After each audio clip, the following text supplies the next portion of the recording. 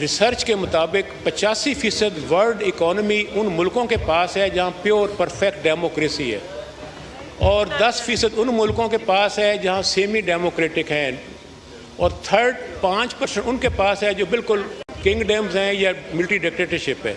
تو Pakistan be category میں آتا ہے، جہاں ہم پیور پرفیکٹ ڈیموکریٹک کنٹری نہیں ہے، یہ سیمی ڈیموکریٹک کنٹری ہے۔ یہاں جو سچویشن ہے اس وقت جمہوریت کی، آئین اور قانون اور انسانی حقوق کی، وہ دنیا ساری جانتی ہے۔ اس موقع پہ میں یہ کہنا چاہوں گا کہ سوشل کنٹریکٹ ہے عوام اور ریاست کے درمیان۔ سوشل کنٹریکٹ میں آئین کے آرٹیکل 8 سے 28 تک فنڈامنٹل رائٹس کو کور کیا گیا ہے۔ ریاست ذمہ دار ہے پاکستان کے عوام کے انسانی حقوق کی حفاظت کی، آئین سے آرٹیکل 8 سے 28 تک، اور آرٹیکل 29 سے 40 تک پرنسپلز آف پالیسی ہے۔ اگین ریاست ویلفیئر کی رسپانسیبل ہے پاکستان میں، قانون، آئین اور عدل اور انصاف کی۔ اس وقت جو کیفیت ہے رول آف لا سرے سے نہیں ہے۔ آپ دیکھیں کبھی کچھ ہو رہا ہے، کبھی یہاں کسی کی جان و مال محفوظ نہیں ہے۔ یہاں پہ بہت بڑی تعداد میں سیاسی قیدی جیلوں میں پڑے ہوئے ہیں۔ اگر آپ چاہتے ہیں کہ ملک کے حالات بہتر ہوں، جب تک سیاسی استحکام نہیں آئے گا، معاشی استحکام نہیں آئے گا، ملک آگے نہیں بڑھ سکتا۔ پاکستان کی سالمیت خطرے میں اس وقت ہے۔ اس کا ایک ہی حل ہے کہ فی الفور ہم بالکل تیار ہیں ڈائلاگ کے لیے۔ سیاست میں ڈائلاگ بند نہیں کیا جاتا، ہم دروازے کھڑکیاں روشن دان کھلے ہیں، لیکن ایک اگر فروٹفل اس کے مذاکرات ہوں، یہ نہیں کہ نشستن گفتن برخاستن کا کوئی فائدہ نہیں ہوگا۔ آئیں بیٹھیں ہمارے ساتھ ایجنڈا طے کریں۔ اس میں آف کورس آئین اور قانون کی بالادستی ہے، اس میں انسانی حقوق کو یقینی بنانا ہے، اس میں جناب عمران خان سمیت تمام سیاسی قیدی جن میں خواتین، بزرگ اور بچے بھی شامل ہیں، ان کی فی الفور رہائی ہے۔ اور جو جھوٹے ناجائز مقدمے بنائے گئے ہیں، اس پہ کوئی کمیشن بنایا جائے جو طے کرے، جوڈیشل کمیشن، اور سارے جھوٹے مقدمے خارج کیا جائیں۔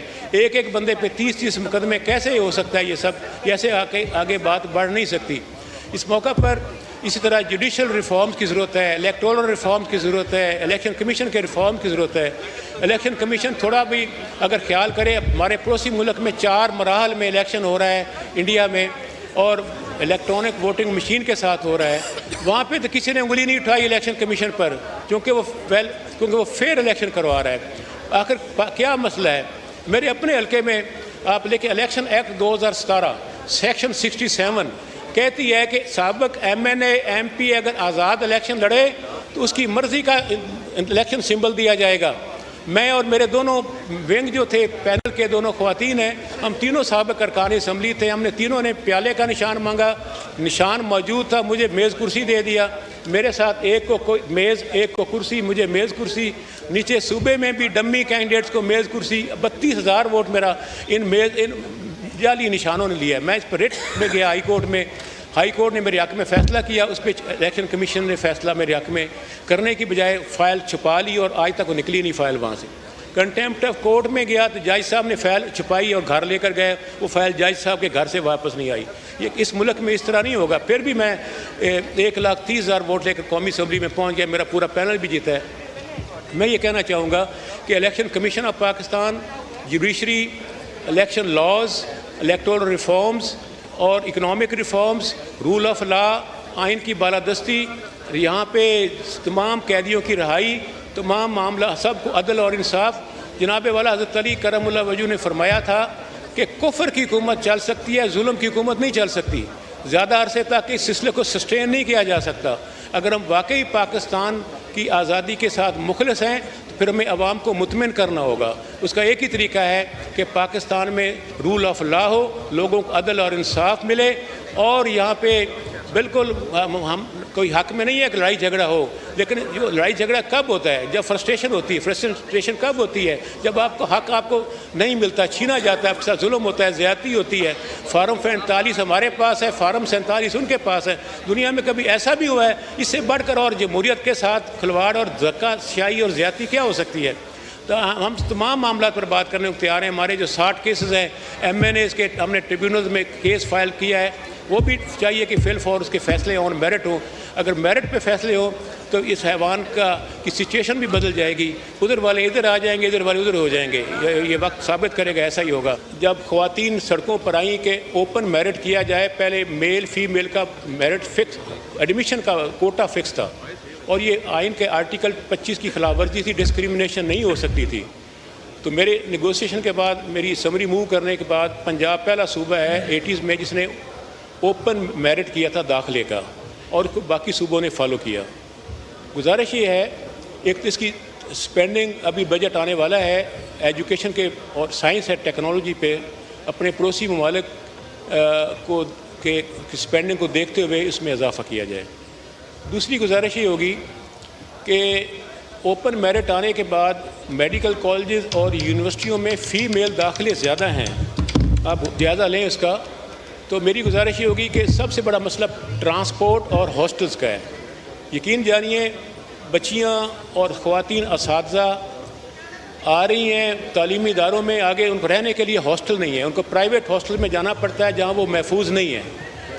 میں مطالبہ کروں گا کہ پورے پاکستان کی وفاقی صوبائی حکومتیں مل بیٹھیں اور خواتین کے ہاسٹلز اور ان کے لیے اسپیشل ٹرانسپورٹ کے لیے اسپیشل فنڈنگ فراہم کی جائے.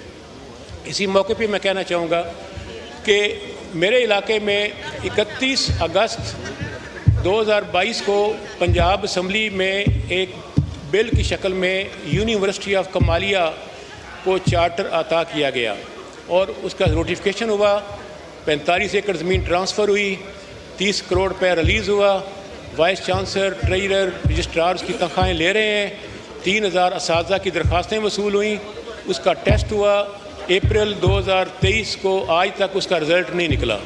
نہ اس کی بھرتی کو مکمل کیا گیا, نہ انٹرویوز مکمل ہوئے, نہ داخلے ہوئے.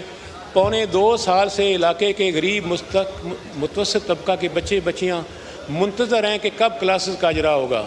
تو میں یہ مطالبہ کروں گا آپ کی وساطت سے کہ علاقے کے غریب بچوں اور بچیوں کے ساتھ کھلواڑ نہ کیا جائے, ان کے مستقبل کے ساتھ فی الفور یونیورسٹی آف کمالیہ میں کلاسز کا اجرا کیا جائے. دوسری گزارش میں زراعت پر کرنا چاہتا ہوں کہ پاکستان کا دار و مدار زراعت پر اس طرح سے ہے, فوڈ سیکورٹی کے لحاظ سے بھی, کہ 60% ہماری آبادی دیہات میں رہتی ہے, 45% مزدور دیہات میں رہتا ہے, لیکن اس کی معاشی حالت اتنی دگرگوں ہے جس کا اظہار کرنے کی اس لیے ضرورت نہیں کہ آپ سب جانتے ہیں. میں یہ کہوں گا کہ ابھی گندم کا جو بحران آیا ہے, اس سے زرعی معیشت کی کمر ٹوٹ کر رہ گئی ہے, اور اتنا وہ پریشان ہے جس کا آپ کو اندازہ نہیں کیا جا سکتا. اور پاسکو جس ڈٹائی کے ساتھ باردانہ کی رقم وصول کر رہی ہے, یہاں کویسچن پیدا ہوتا ہے کہ کون سی ایسی شخصیت ہے جس کے سرپرستی میں ان کو خوف ہی نہیں ہے, ڈر ہی نہیں ہے کہ ہم اوپن 1000 روپیہ فی بوری باردانہ رشوت لے رہے ہیں اور کوئی پوچھنے والا نہیں ہے. اس سلسلے میں حکومت کو چاہیے کہ فی الفور اقدامات کرے. اور پھر آپ دیکھیں کہ پچھلے سال 30 ارب روپیہ کھاد فیکٹریوں نے منافع کمایا, خالص منافع, سارے کھابے خرچے نکال کر, اور ہماری ہمیشہ سے کھاد پڑوسی ملک میں سمگل بھی ہو جاتی ہے. بارڈر مینجمنٹ کی ذمہ داری کس پر عائد ہوتی ہے؟ وفاقی حکومت پر عائد ہوتی ہے. کیوں ان چیزوں کو کنٹرول نہیں کر سکی کہ ہماری کھاد بھی باہر نکل جاتی ہے؟ اس سلسلے میں اپیل کروں گا کہ فی الفور کھاد اور گندم کے بحران پر قابو پایا جائے اور اس پر حکومت ٹھوس اقدامات کرے. تیسری اور آخری بات میں موجودہ پولیٹیکل سناریو پہ کہنا چاہتا ہوں کہ ایک